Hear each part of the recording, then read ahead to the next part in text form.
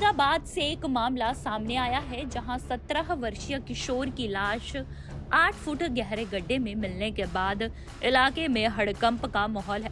फिलहाल पुलिस ने इस मामले में 3 आरोपियों को गिरफ्तार किया है, जिनमें से 2 को अदालत में पेश कर न्यायिक हिरासत में भेज दिया गया है। वहीं तीसरे आरोपी से पूछताछ जारी है। पुलिस के मुताबिक आरोपियों को शक था कि युवक का उनके परिवार की किसी महिला सदस्य से संबंध है और इसी के चलते उन्होंने नाबालिग की हत्या कर दी। तस्वीरों में दिखाई दे रहा नजारा फरीदाबाद के बादशाह खान सिविल अस्पताल का है, जहां अरौआ गांव के मृतक के परिजन और गांव के लोग मृतक का पोस्टमार्टम करवाने के लिए पहुंचे हैं। दरअसल 17 साल का नाबालिग 29 फरवरी से घर से गायब हो गया था। मृतक किशोर के परिवार के मुताबिक किशोर गांव अरौआ के ही रहने वाले एजाज के खेतों में काम करता था। परिवार के मुताबिक 29 फरवरी को किशोर को एजाज ने फोन कर बुलाया था, लेकिन दीपक काफी देर तक घर वापस नहीं लौटा। तो उन्होंने एजाज से पूछताछ की तो उसने बताया कि वह एक स्प्लेंडर बाइक पर बैठकर किसी के साथ गया है जिसे वह नहीं जानता। फिर उन्होंने नाबालिग को पूरी रात खोजा, लेकिन वह नहीं मिला। 1 मार्च को परिवार ने इसकी शिकायत पुलिस में दी। इस दौरान आरोपी एजाज भी दीपक को खोजने और पुलिस को शिकायत दिलाने में उनके साथ रहा और उन्हें गुमराह करता रहा। इसी बीच पुलिस का शक एजाज पर गया और फिर उससे कड़ी पूछताछ की गई तो उसने अपना गुनाह कबूल किया और फिर उसकी निशानदेही पर दीपक के शव को जमुना किनारे से 8 फुट गहरे गड्ढे से बरामद कर लिया गया। शव को पोस्टमार्टम के लिए बादशाह खान सिविल अस्पताल की मोर्चरी में रखवा दिया है।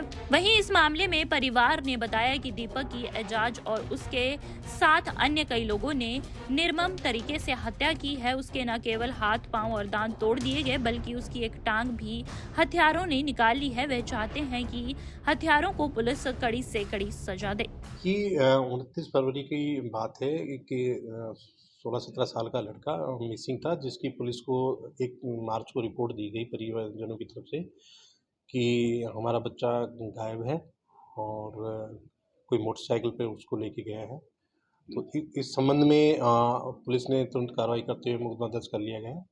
पुलिस इसमें अपनी तलाश कर रही थी जो मिसिंग बच्चा था उसकी, और अपनी तफ्तीश जारी थी कि सूचना मिली कि भाई ये लड़का शायद किसी ने इसके साथ कुछ ऐसी हरकत की है कि शायद वो नहीं है।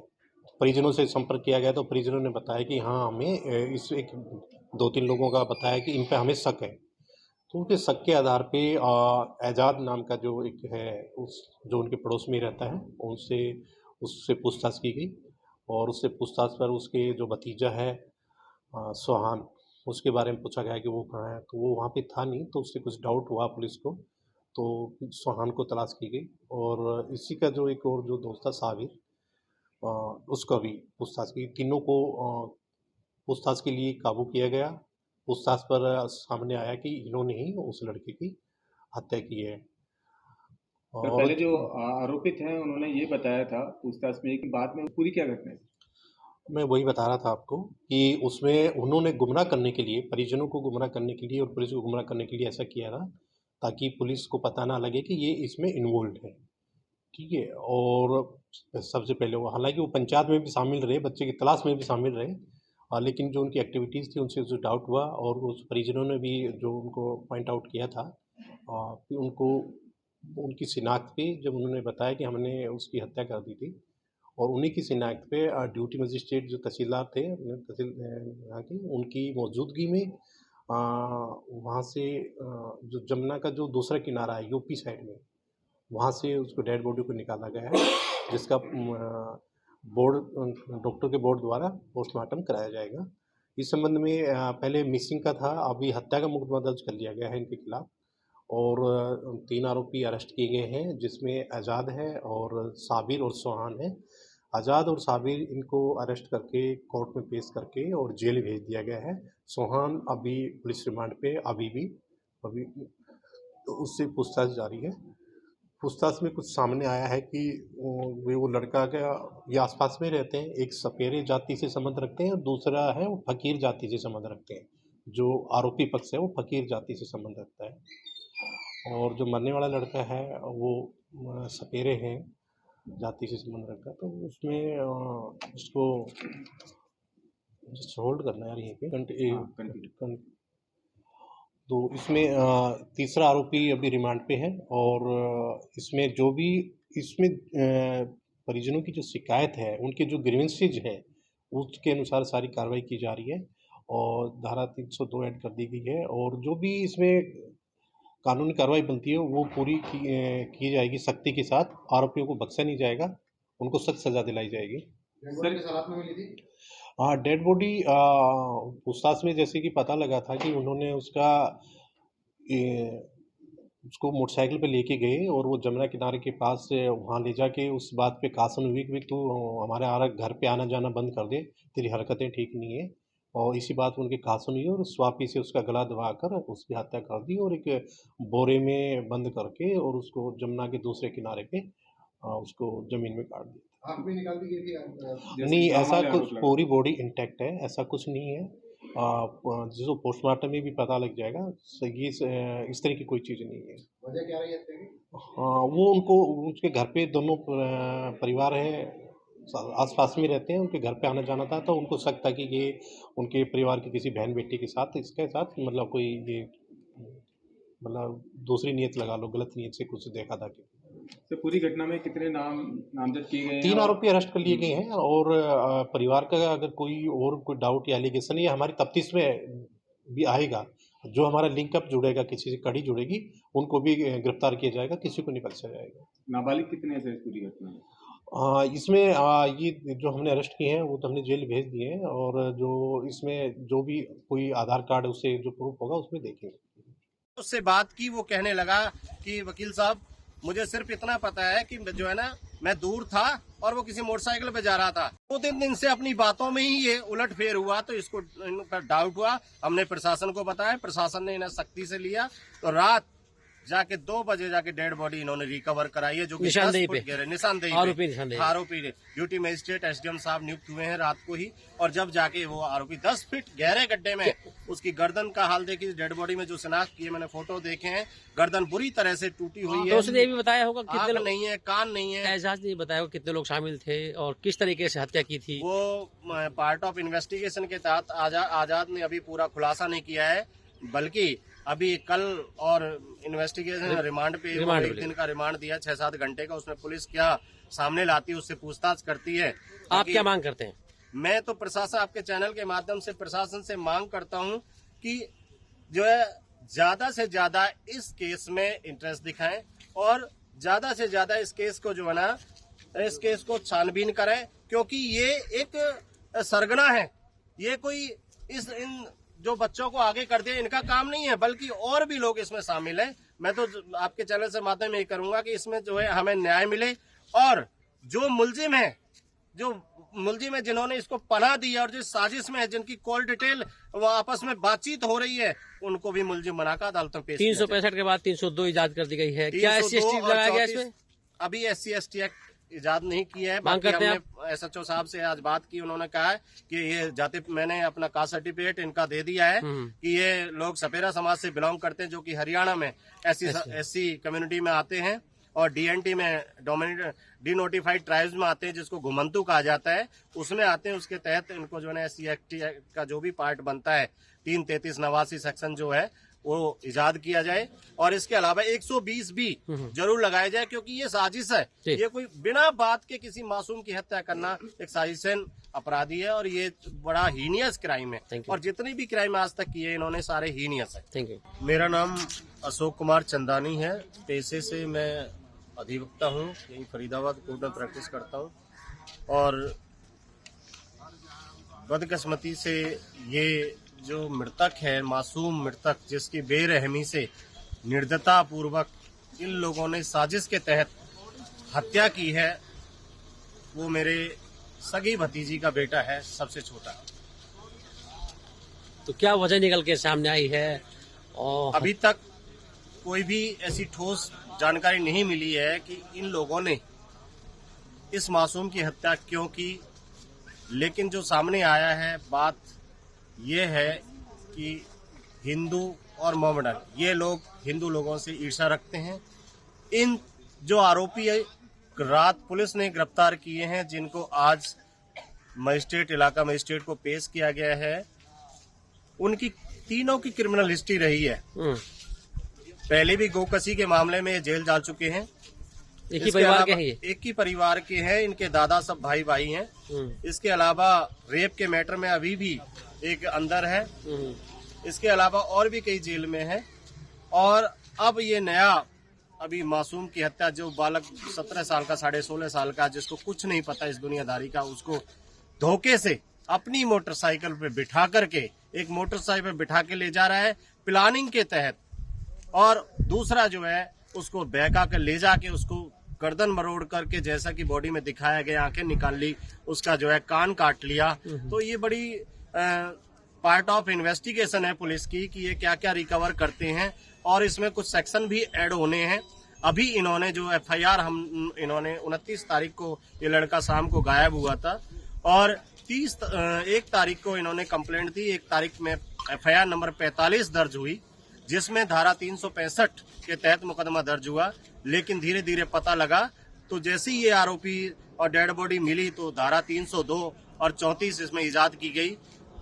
जबकि इसमें और भी धाराएं बहुत से, जैसे SC/ST एक्ट है और 120 भी है। ये कोई अकेले इन 3 बच्चों का काम नहीं है, बल्कि इसके पीछे पूरा सरगना है। अभी 3 का नाम किस किस का आया है? 3 का नाम, एक इसमें सुहान है, एक एजाद है और एक शहजाद है। इस निर्मम साबिर, सॉरी, इस निर्मम हत्या की कोई वजह सामने आई है क्या? निर्मम हत्या की जो है, मैं आपके चैनल के माध्यम से बताना चाहता हूँ, निर्मम हत्या की वजह सिर्फ जो निकल के उनके मुंह से आई है वो कहे कि ये जो है हमारे घर की तरफ आता था, हमसे बातचीत करता था, हमें ये अच्छा नहीं लगता था। ये बात वो बता रहे हैं, ये कोई बात है? ये बात नहीं है। तो मैं आपको बता देना चाहता हूँ कि ये सिर्फ इनके पीछे जो पॉलिसी चल रही है मॉबडन्स की, कि हिंदुओं का खात्मा की जाए, वो चीज सामने आ रही है। क्योंकि ये हमसे दुश्मनी रखते हैं, जातीय दुश्मनी रखती है। पहले भी इन्होंने, आज से 3 साल पहले गोकसी का मामला आया था, जिसमें खुलेआम गाय को काटा था। दूसरा, अभी रेपे स्टेशन में जो है हिंदुओं की लड़की को लेकर इनका ही एक लड़का फरार हुआ, जो आज जेल में है, नीम का जेल में है। अभी कोई गिरफ्तार हुए हैं इनमें से? अभी 3 जो मैंने अभी बताए, साबिर, अच्छा, और नंबर 2 जो है एजाद, और नंबर 3 जो है सुहान। पूरा तीनों को पुलिस जो है जेसी कर दिया है और कल के लिए जुडिशियल रिमांड पर इनको रखा गया है। और कल 3 बजे दोबारा इलाका मजिस्ट्रेट के यहाँ पेश करेंगे। पूरा परिवार बता रहे हैं फरार है? पूरा परिवार फरार है। और इसके अलावा अपराधी को पनाह देना, ये अपने मामा दादरी में कोई साबू खान है। मेरे चैनल के माध्यम से आप प्रशासन को, CP साहब तक, DGP साहब तक आवाज पहुंचे कि जो पनाह दे रहा है इसका मामा साबू खान, जो दादरी रहता है, जैसा कि मजिस्ट्रेट के सामने उसने खुद स्वीकार किया। मजिस्ट्रेट के सामने उसने खुद कहा, मेरा जो है मामा है साबू खान, जो दादी रहता, मैं वहां रहा हूँ 4 दिन, मुझे उसने रखा है। वो उसने खुद एडमिट किया है। मजिस्ट्रेट साहब ने पूछा था, सुमित तुर्किया जी अपने JMIC फरीदाबाद, उन्होंने पूछा तो उसने एडमिट किया है। और उसको भी इस 120 के तहत उसको मुलजिम बनाकर अदालत में पेश किया जाए। एक बड़ी बात इसमें निकल के जो आई है कि वो खुद हत्या जिसने की थी, खुद आपके लोगों के साथ लगा रहा, गुमराह करता रहा। ये बिल्कुल सही बात है। नाम देवेंद्र कुमार, पद क्या है? Head constable. सर, एक बॉडी मिली है लड़की की, क्या है पूरा मामला? कब से लापता था, क्या था पूरी घटना? 1 तारीख को गुमशुदगी का पर्चा दर्ज किया था, तो उसके बाद फिर पता चला कि भाई उसका मर्डर कर दिया गया। तो कल बॉडी को हमने बरामद कर लिया, पोस्टमार्टम के लिए रखी हुई है। कहाँ से बरामद की गई है बॉडी? जमुना के पास से, कोई दरवा गाँव। गड्ढे में थी या कहाँ थी? हाँ, गड्ढे में थी। कितने फुट गहरे के गड्ढे बताया जा रहा है? गहरा तो नहीं नापी, बाकी होगा 6-7 फुट 8 फुट तो होगा लगभग। तो ये शिनाख्त किसने करी, बताया किसने वहाँ पर बॉडी है? वो तो मुखबर खास की सूचना पर हमने कर लिया। तो किसी हत्यारों पे गिरफ्तार किया? हाँ, गिरफ्तार कर लिया, जिसमें जो मुलजिम थे ना। हाँ, 3 मुलजिम गिरफ्तार कर लिए उसमें। 3 गिरफ्तार किए। बाकी तफ्तीश जारी है। ठीक है, थैंक यू। नाम चंद्रनाथ, गांव अरुआ। अरुआ से आए हैं आप? हाँ जी। क्या हुआ है? ये होया सर, वो जो लड़का था दीपक नाम का, वो मुसलमान के वहाँ काम करे के था खेत पे। दीपक कितनी उम्र थी दीपक की? दीपक की 17 का लगभग में साल की उम्र थी उसकी। अच्छा, हाँ जी। तो कहाँ करता था काम? खास मुसलमान के धोरे काम करे के था, नजी की खेत। अरुआ में ही? हाँ, खेत अरुआ के पास। हाँ, अरुआ के पास। वैसे खादर सौपरा के मुसलमान हुए, हम अरुआ गाँव से हैं। अच्छा। हाँ जी। उसने फोन किया उसने मुसलमान के नुका दीपक तू आजा हमारे यहाँ तो खेत नाम पे। बताइए, मुसलमान मुसलमान नाम बताइए उसका। नाम एजाद खान। जी। तो इसे बुलाया तो इसने लड़के ने कह दी मैं रोटी खाए के अभी आ रहा हूँ। तो वो रोटी खाए के वो शाम के टाइम 6-7 बजे करीब वो निकल गया। शाम को बुलाया था एजाज हाँ, ने। शाम को बुलाया। कितनी तारीख की बात है ये? ये 6-7 बजे करीब की बात। कितने तारीख की बात है ये? ये अभी की है क्या तारीख 29 29 तारीख की शाम को एजाज के पास बुलाने पे गया था। गया वो फिर आया ही नहीं हट के लड़का। फिर सुबह उससे पूछी खेत वाले से, मैं कहा छोरा हमारा लड़का कहाँ है? एजाज कह दी एजाज के खेतों पे रहता था वह? हाँ खेती पर रहेगा। मैं कह रहा वो लड़का है कहाँ जो तू इसे फोन करके तेने बुलाया उसे? तो ऐसा है एक मोटरसाइकिल पे गया वो बैठ के ऊपर हेमलेट लगा रखा, वो मेरा पहचान में नहीं आया। मैं 2 खेत दूर आ, मेरा पहचान में नहीं आया। नाम सिलेंडर, वो सिलेंडर क्या वो मोटरसाइकिल नाम बता रहा है स्प्लेंडर, नाम तो स्प्लेंडर का धर रहा है और वो ऊपर से ये कह रहा मेरा पहचान में नहीं आया है। तो फिर उसे हमने कही तू सच बता। लोग ऐसा है मेरा फोन जब मैं तुझे फोन हम कर रहे थे जब तू नहीं बोला तू, लोग मेरा फोन सिम मेरे पानी में गिर गई, फोन मेरा पानी में गिर गया। मैंने इस वजह से नहीं किया। वो ऐसी धोखा देता रहा। फिर हमें इसे रिपोर्ट लगानी थी हमें। आपने शिकायत कर दी थाने में? हाँ थाने में कर दी हमने। ठीक है। कल वो थाने में भी कल आएगा साथ। अच्छा, रिपोर्ट करने भी खुद ही गए। खुद पहुंच गया, सच्चा आदमी की खुद रिपोर्ट करने गया साथ में? हम तो रिपोर्ट के लिए गए थे। अच्छा। फिर वो भी पहुंच गया, रिपोर्ट करके आएगी। पुलिस गई, पुलिस ने पूछी नो भाई तेरे यहाँ खेत पे काम करे क्या था? हाँ जी काम करे क्या था। फिर वो लड़का है कहाँ? नुका जी ऐसे ऐसे मोटरसाइकिल पे बैठ के जाना है। कहाँ चला गया मुझे इस बारे का कोई पता नहीं। जब नहीं पता चला तो ये पुलिस इकट्ठी होगी। फिर देख के बोला नुका जी पानी में गिर गया होगा, लड़ाई होगी हमारी यहाँ, पानी में गिर गया होगा, धक्का मार दिया होगा। तो फिर पानी में पैरा भी बड़े जमना है। तो उसने बताई थी कि लड़ाई हुई थी हमारी उसकी? वो खुद कह रहा था, झूठ बोल रहा था, बताने लगा, गुमराह हो रहा है ना वो तो। झूठ बोल रहा था, निकाल उसको गायब करना रहे ना, गुमराह करना ना, बॉडी न मिल जाए। हाँ झूठ बोल रहा था वो। फिर बाढ़ बढ़ गई पानी में, जमुना में, ठंडा पानी जमुना का, उसमें सब में पैर के देखा तो जमुना में कहाँ पता ही नहीं लगा। नहीं लगा होवे तो उसमें कोई पता भी लगे। फिर कांटे वाले आएंगे, कांटे भी घेरे गई जमुना में, कोई जांच नहीं लगी। कई दिन जांच हुई नहीं, जांच हुई, कांटू से भी जांच हुई नहीं, और तैरने वाले हुए उनसे भी कोई जांच नहीं हुई। अच्छा। हाँ फिर सब हमने फिर गए हम थाने, तो फिर इन CBI में इनकी कुटाई करी। जब बताई इनको लड़का जमुना से पार खादर में दब गया है। कितने फुट गहरे गड्ढे में? 8 फुट 8 फुट 8 फुट गहरे गड्ढे में। इसे क्या नाम लिया था आपने? साजिद? दीपक को वहाँ पर गाड़ा गया 8 फुट। एजाज ने? आजाद एजाज है, आजाद है? आजाद एजाज। क्या नाम? तो उसने एजादी नाम। तो उसने अकेले तो मारा नहीं होगा शायद, उसके साथ उसके साथ और भी है साहब। अब उसने क्या नाबालिग लगा रखे, छोटे से अड़के नाबालिग लगा के, जो होशियार जो मारने वाले वे दूर है, उनका नाम ले रहे भाग गए। कितने लोगों का नाम लिया एजाज ने? कितने लोग बताए हैं उसने कि मेरे अभी साथ? तो कुछ भी नहीं बता रहा, तो 3 ही है। 3 लोग बताए हैं। 3 बालिग है वो? तीनों की उम्र कितनी है? वो लड़का थोड़े हल्के हैं, एक ब्याह सारी लाख बाल बच्चेदार। क्या क्या नाम है उनके, कुछ पता हो तो? उस लड़के के छोरा उराई क्या क्या नाम बेटा? दौड़ लगाने वाला बच्चा, पढ़ा लिखा, 17 साल के बच्चे, छोटा सा। हाँ क्या नाम बेटा हमारा? उसका नाम एजाद खान था और उसके 5-4 के तो वैसे भी जो यहाँ से। चाचा थे वो एजाद खान, उन 2 लड़कों के, वो भी मुजरिम में मेन मुद्दा है वो।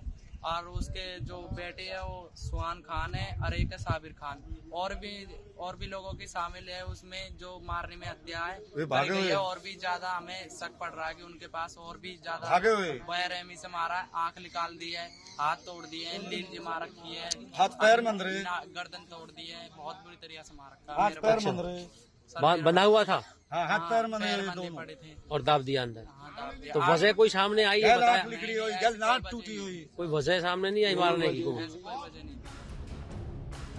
दैनिक सवेरा के लिए फरीदाबाद से सुनील चौधरी की रिपोर्ट।